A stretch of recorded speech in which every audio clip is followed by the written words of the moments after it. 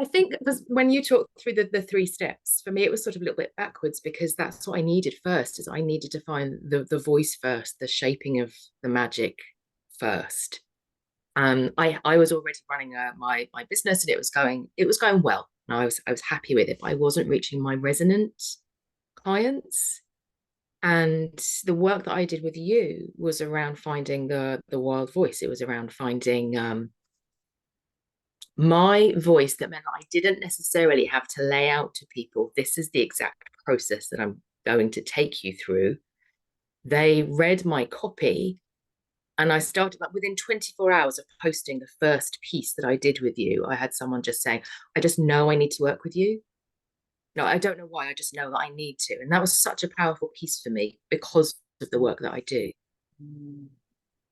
So you're talking about essentially freeing up your voice, right? Getting free.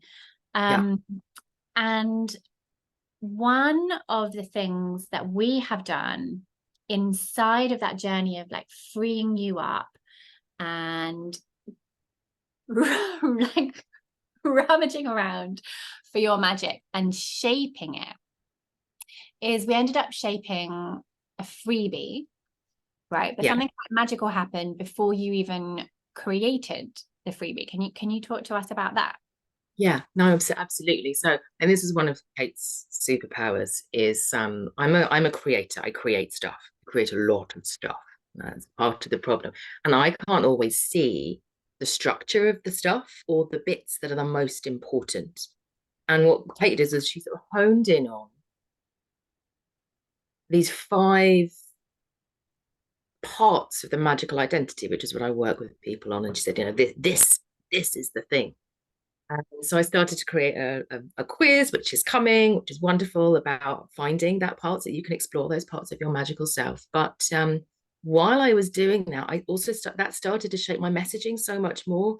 So now I structure my Monday morning live around this theme of exploring your magical identity, finding out who you are. Are you a seer? Are you a mystic? Are you a magician? What's your strongest magic, and how do you develop that and hone that? And it's made such a huge difference. So first of all, I look forward to Monday now, whereas before I was like, I'm going to find something to talk about. It's going to be really hard. So now I really look forward to it. I used to get people to come to my lives and they would say, oh, thank you so much. That's wonderful. That's brilliant. Now they'll say, I'm going to be doing this. I'm going to be doing this. This is my next step. This is my next step. Literally, I had an email from a lady who I started on this process, and I was talking about the pathways, and she emailed me, and she said, I have to develop my magician self for sure.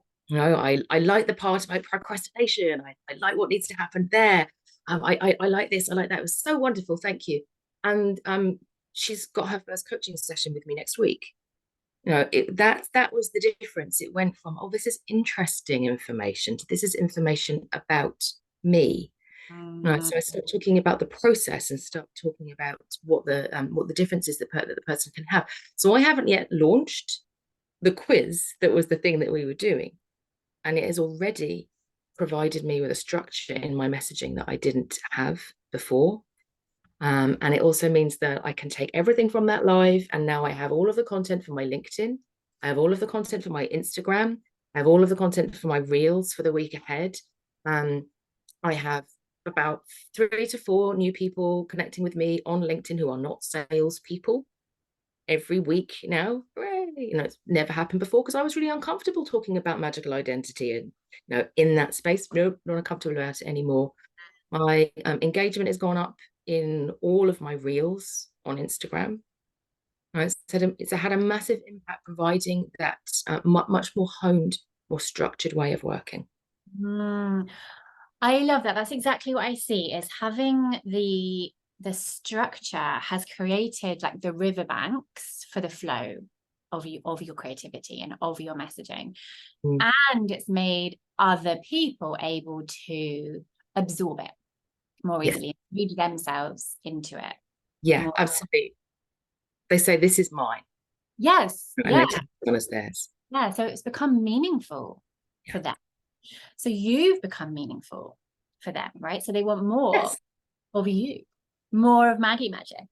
So I love that you're now looking forward to your Monday morning lives, that you're experiencing actual engagement, right? As opposed to just like, oh, that was amazing, and more engagement. And you're happy now talking about magical identity on LinkedIn, which is brilliant. I like it. And also, this might be different, but I'm pretty sure that without even getting the new freebie out there, the new messaging has brought in 3 new clients. Yes, it's brought in. So that was just one of my clients. So in that same week, I brought in 2 other clients in that same week. Yeah, I think they feel safe because there is a structure that says this is the process. Well, not this is the process, this is the transformation. They Yeah. feel safe and they feel seen, Yeah. and they want to work with me because of it. Amazing.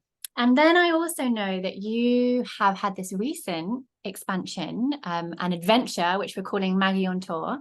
Yes. And you had some qualms about asking for that, right? Asking for people to interview, Yeah. asking for speaking opportunities. Can you just give us a little glimpse into that journey and what's happened? And so this is part of a longer journey because it's important. Because one of the pieces that you worked with me really absolutely crucial for me was I had too many offers, so too much going on, and I wanted to hone that down, which I have done with your help and your support.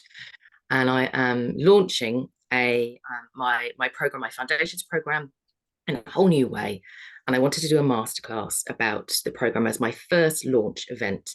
And I was talking to Kate about it, and I was like, "Oh, I'll just make it a small one. It's only just starting. The main program doesn't start for 9 months. It's fine, and all of that."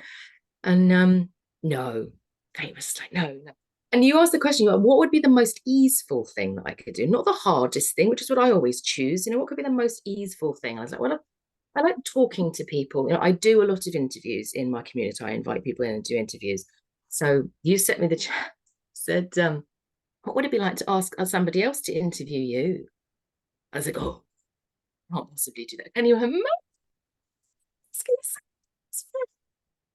No, no, Mm. so I won't do that. But Kate, she's like, you can do it. You've got this. You can do it. I was like, okay, I'm going to do it. Took on the challenge, identified 5 wonderful women who I know, all of whom I knew had launches coming up in the next few months, reached out, said, I know it's really last minute and it's Friday. I think it was Friday and the masterclass is on Tuesday. Would you mind interviewing me? Would you interview this for me? And expecting maybe one of them to come back. All 5 of them came back. Yes, I can do it. What time do you want to do it? I ran 5 interviews. They did brilliant interviews with me. I got loads of engagement with them. And I got a lot more signups for my masterclass because of this. And I think this is an important piece. This is why I really want to land this as being an important piece. Last year and the preceding 3 years in my business, I have made from my foundation program about £10,000 a year, which has meant that I've had to do a lot of other work as well, which is why I was creating a lot more stuff. Mm. From running the masterclass that I did on Tuesday, from doing those 5 interviews that I did not want to do, I have made £3,400 in sales already.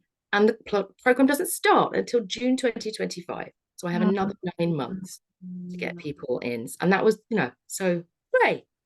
Amazing. I'm so proud of you.